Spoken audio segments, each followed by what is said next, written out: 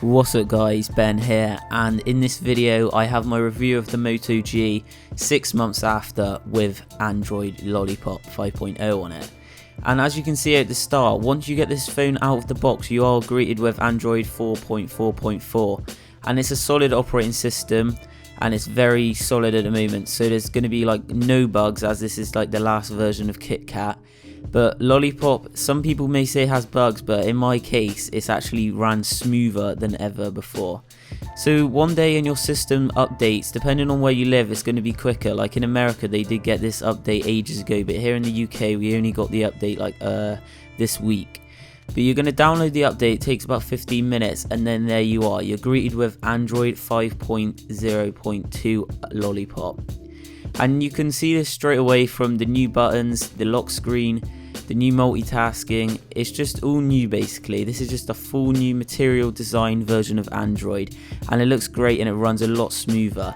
And here's proof that we do have Android 5.0.2 Lollipop, as you can see right there. And it does come with this sweet Flappy Bird like game once you pass through this Lollipop bit here, a little Easter egg. So you tap on the Lollipop, you're going to be greeted with the game, and it is mega hard.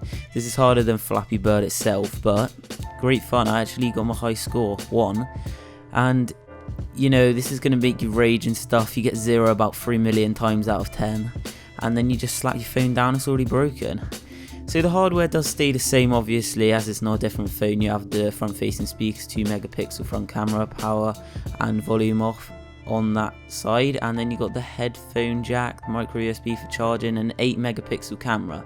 So I did take some footage, video footage and some pictures with this in different situations, and you will see it right here with a video test. So this is the main camera and it's about half free. And this is obviously with the built-in microphone with the phone as well. And this is with the front-facing camera.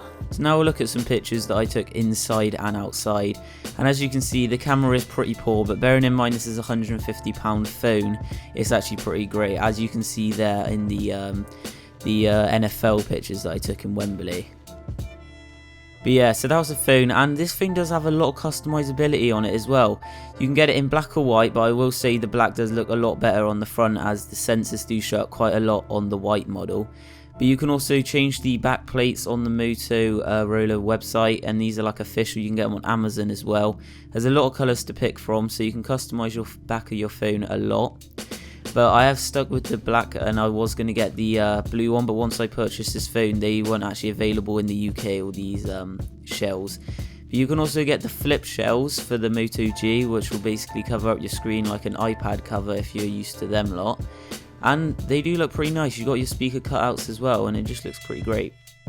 Now here's some size comparisons. Now this phone is pretty big, especially if you're coming from an older iPhone than the 6. So I did come from the iPhone 4S, and it was quite elite for me, but I did need it as the iPhone 4S screen is very small. But as you can see there, it's a big difference. Now I'm going to hit you some specs now. It's got a 5-inch 720p display, 1.2 GHz quad-core Snapdragon 400 processor with Adreno 305, 450 MHz GPU, 1 GB of RAM, 270 mAh battery, 8 GB of storage, and it's got all of the 3G bands for internet on your SIM card. Now this phone has got Lollipop, and that for me has actually improved this phone a lot. Now the speed of it, I haven't seen any lag yet. The torch actually works properly, as I had to use an app before, and that was really annoying as it never really works. But now we got Lollipop, the torch like never doesn't work. And you've got to remember, this phone is $180 or £150 depending on where you are, and that is a great deal. You can get Lollipop just for $180. Just think of that, it's a great deal. Now also with this phone, as it is a cheap phone, you might be giving this like to someone just to borrow, and you can use with Lollipop now guest functionality or an extra user. Now this would be really nice on tablets, but on this phone, as you might just want to lend it to your little kid just to keep them safe and stuff, and then you've got an extra account that they can't mess up any of your stuff on. They can just call you and stuff. So that's great, and as you can see there, it runs so smoothly. But what I'm going to show you now is a bit of multitasking. So they have actually redesigned the multitasking bar, as I'm going to open a couple apps. But with this phone, when I was on KitKat, I did like to keep the multitasking down a bit, as it does kind of make the phone lag a bit, as there's only 1 GB of RAM on this phone, remember. So here's the new design for multitasking on Lollipop, and we're basically just going to swipe all these away to make the phone at full speed again and just all speedy as hell. Now the microphone on this phone is great as well. It can just look at that. That was the Google Now right there, and it runs up really quickly as well. And my internet is medium, really. It's not the fastest, but it's not really slow like I know some people's is. And yeah, so that's Lollipop all there, right there. Now on the phone here, the one thing I don't like about Lollipop is the keyboard, and I just changed that by downloading SwiftKey, which is a different keyboard on Android, and it runs very smoothly on Lollipop as well, so that's great. I wasn't too keen on the white keyboard.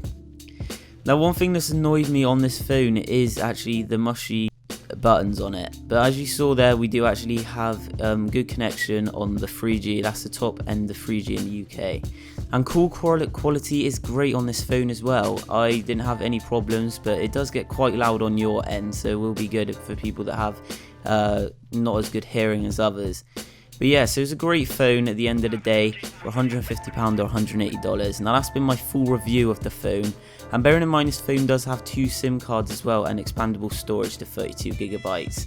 So it's a great phone for the money, and you guys should definitely pick it up if you want a cheap phone just to get going. But anyway, that was Android 5.0 6 months later on the Moto G 2nd generation.